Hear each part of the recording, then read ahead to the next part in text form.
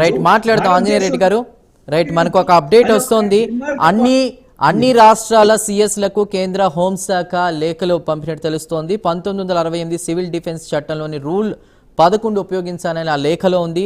Rule 11 ప్రకారం siren వంటి అత్యవసర పరికరాలు కొనేందుకు అధికారాన్ని ఇచ్చింది. అవసరమైతే అత్యవసర అధికారాలు ఉపయోగించుకోవాలని కూడా లేఖలో వెల్లడించింది. సో ఈ రకంగా అప్డేట్స్ వస్తూ ఉన్నాయి. ఢిల్లీ నగర వ్యాప్తంగా కూడా సైరన్లు ఏర్పాటు చేస్తున్నారు అధికారులు. ఎత్తైన భవనాలపై సైరన్లు ఏర్పాటు చేస్తున్నారు అధికారులు. ప్రయోగాత్మకంగా కాసేపు సైరన్ మోగించినట్టు తెలుస్తోంది.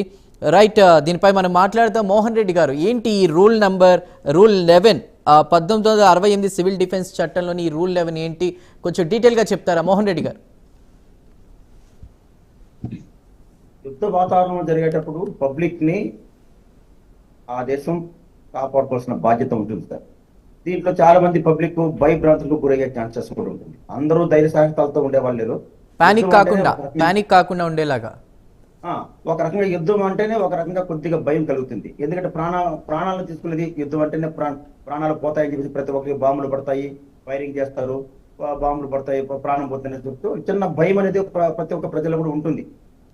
దానికోసం ప్రభుత్వం ఏం చేస్తుంటే పలు విధాలుగా ఒక సిస్టమేటిక్ గా పబ్లిక్ ని ఎలా కాపాడుకోవాలి, వాళ్ళకి ఎటువంటి సందేశాలు ఇవ్వాలి, ఉన్నట్టున్న బాంబులు పడ్డాయి అంటే మనం ఎలా తలదాచుకోవాలి, మన పెట్ అనిమల్స్ కానీ వాటిని ఎట్లా కాపాడుకోవాలి, వాటిని ఎలా చేసుకోవాలని చెప్పేసి కొన్ని సిస్టమ్స్ వాటిని మనకు రెగ్యులర్ గా మనకు వీడియోలో కూడా వస్తూనే ఉంటాయి.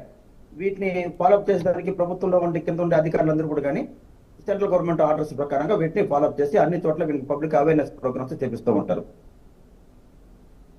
రైట్ మోహన్ రెడ్డి గారు. రైట్ కిషోర్ బాబు గారు, అదేవిధంగా మనం చూసాం ఇటు ధోని, సచిన్ వీళ్ళందరూ కూడా మళ్ళీ ఆర్మీకి సంబంధించి విధుల్లో నిర్వహిస్తున్నట్లు తెలుస్తూ ఉంది. అదేవిధంగా యువతను కూడా 18 సంవత్సరాల నుంచి 42 సంవత్సరాల యువతను కూడా వాళ్ళ ఇష్టపూర్వకంగా రావాలి అనుకుంటే ఆర్మీకి సపోర్ట్గా రావాలని కూడా ఇన్ఫర్మేషన్ అది వచ్చింది. అంటే ఏ స్టెప్ తీసుకుంటే ఇంకా పాకిస్తాన్ని మనం ఇంకా చిత్తు చేసే అవకాశం ఉంది? ఇప్పటికే చాలా వరకు అక్కడ నాశనం అయిపోయినా ఇంకా కవ్వింపు చర్యలకు పాల్పడుతుంది.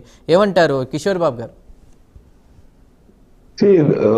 భారతదేశము యుద్ధంని చాలా సీరియస్ తీసుకుంది. ఖచ్చితంగా పాకిస్తాన్ కి సరైన గుణపాఠం చెప్పాలని అన్ని రిసోర్సెస్ ని ఈ విధంగా వాడుకోవడానికి ప్రయత్నం చేస్తోంది. మన దగ్గర ఏమేమి ఉన్నాయి, ఉదాహరణ ఎన్సీసీలో ఉంటారు చాలా మంది, వాళ్ళందరికీ కూడా డిఫెన్స్ కొద్దిగా మొత్తం ఐడియా ఉంటుంది. సో వీళ్ళందరినీ కూడా వాడుకోవడం అనేది ఖచ్చితంగా, అంటే దీని అంత సీరియస్ గా అంత తేలిగ్గా తీసుకుంటారని కాకుండా అందరూ అనుకున్నారు ఏదో తేలిగ్గా చేసి చిన్న కొద్దిగా జలక్కిచ్చి వదిలేస్తారు అనుకుంటే, కాకపోతే నాకు తెలిసి ఖచ్చితంగా సీరియస్ గా తీసుకొని పాకిస్తాన్ జీవితంలో మన వైపు చూడకుండా ఉండే విధంగా, ప్లస్ ప్రపంచ దేశాలు కూడా ఒక మెసేజ్, ఇండియా జోలికి వెళ్తే వాళ్ళు ఊరికి వదలరు అనే మాత్రం, వాళ్ళు మామూలుగా ఎవరి జోలికి వెళ్ళరు, వెళ్తే మాత్రం వదలరు అనే మాత్రం మెసేజ్ ఇచ్చే తరుణం వచ్చింది. దాని తగ్గట్టు అన్ని ఏర్పాట్లు చేస్తున్నారని నాకు అనిపిస్తుందండి. ఆ విధంగా భారతదేశ ప్రభుత్వము సమాయత్తం అవుతోందని మాత్రం అనిపిస్తోంది. అన్ని రిసోర్సెస్ మనకుండే ఇంత పెద్ద మనకుండే అసెట్టే మన పాపులేషన్ 140 crores పాపులేషన్ ఉన్నారు. సో వీళ్ళలో ఎక్కువ మంది మనకు అవకాశం ఉంది. వీళ్ళ చాలా మంది మీరు చెప్పినట్టు డిఫరెంట్ ఆర్మీ ఫోర్సెస్ సివిలియన్స్ కావచ్చు, వీళ్ళందరినీ కూడా మనం ఉపయోగించుకునే అవకాశాలు ఉన్నాయి. వాళ్ళకి సరైన బుద్ధి చెప్పేదానికి ఇది ఒక ఏర్పాట్లని మాత్రం అనుకుంటున్నాను. ఆంజనేయ రెడ్డి గారు మీరేమంటారు? సహజంగా యుద్ధ వాతావరణం వచ్చినప్పుడు ప్రజలను అలర్ట్ చేయడము, ఆ డిఫెన్స్ కి సంబంధించిన అన్ని యూనిట్లను కూడా సిద్ధం చేయడము, వారికి తగిన సూచనలు ఇవ్వడము. మనది విశాలమైన దేశము, 140 కోట్ల మంది ప్రజలు ఉండే దేశము. మనకి అనేక రాజకీయ వ్యవస్థలు ఉన్నాయి, రాజకీయ మల్టీ పార్టీ సిస్టంలో ఉన్నాము. అనేక మంది వివిధ పార్టీలకు సంబంధించిన వాళ్ళు కూడా ముఖ్యమంత్రులుగా ఉన్నారు. అందరినీ కూడా విశ్వాసంలోకి తీసుకోవడం కోసం ఈరోజు కేంద్ర ప్రభుత్వం పనిచేస్తుంది.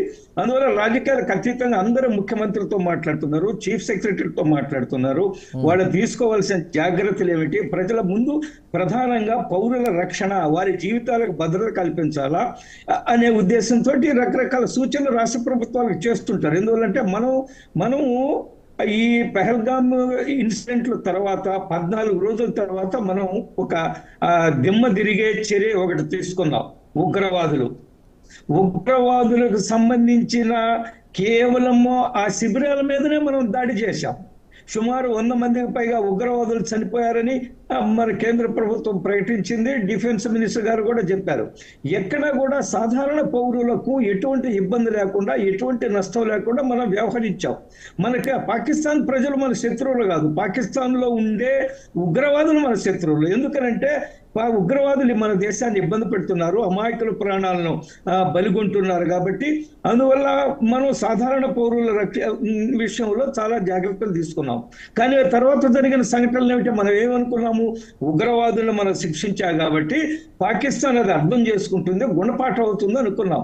కానీ పరిణామాలు ఏమిటి, పాకిస్తాన్ మేకపోతు గాంభీర్యంతో ఈరోజు వాళ్ళకి శక్తి సామర్థ్యం లేకపోయినప్పటికీ కూడా ప్రజల్లో విశ్వాసం ఎక్కడ కోల్పోతాము, పాకిస్తాన్ ప్రజలు రాజకీయంగా ఎక్కడ ఇబ్బంది పడతాము. అందువల్ల ఒక మేకపోతు గాంభీర్యాన్ని ప్రదర్శించి తప్పుడు ప్రచారాలు చేయడము. ఈరోజు 400 డ్రోన్లు వచ్చాయి. 400 డ్రోన్ని మన ఎయిర్ డిఫెన్స్ వ్యవస్థలు ఏవవుతున్నాయో వాటన్నిటి కూల్చేయడం, నిర్వీర్యం చేయడం జరిగింది. కానీ వాళ్ళు ఎంత తప్పుడు ప్రచారం అంటే మన యొక్క 4 విమానాలని రఫేల్ యుద్ధ విమానంతో సహా మేము కూల్చేసామని ప్రచారం చేస్తుంటారు. ఈ రోజు వాళ్ళు ఇందాక కిషోర్ గారు చెప్పినట్టుగా ప్రార్థనా స్థలాల మీద వాళ్లే దాడులు చేసుకొని భారతదేశం నుంచి వచ్చింది మసీదుల మీద దాడి చేస్తున్నారు, లేదా గురుద్వారా మీద దాడి చేస్తున్నారు. ఇక్కడ మన సరిహద్దు ప్రాంతంలో ఉండే క్రిస్టియన్ స్కూల్స్ మీద వాళ్ళు దాడి చేశారు. ఒక క్రిస్టియన్ స్కూల్లో 2 చిన్నపిల్లలు చనిపోవడం కూడా జరిగింది, వారి తల్లిదండ్రులు గాయపడ్డారు కూడా.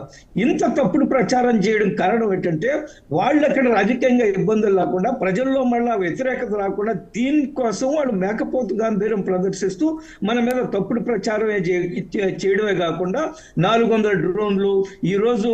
అందుకనే మన పరిస్థితి ఏమిటి, మనం ఈ రోజుతో మనం ఒక చిన్న యుద్ధం లాంటిది, యుద్ధం కాకపోయినా మన టెర్రరిస్టుల యొక్క స్థావరాలను నాశనం చేశాం.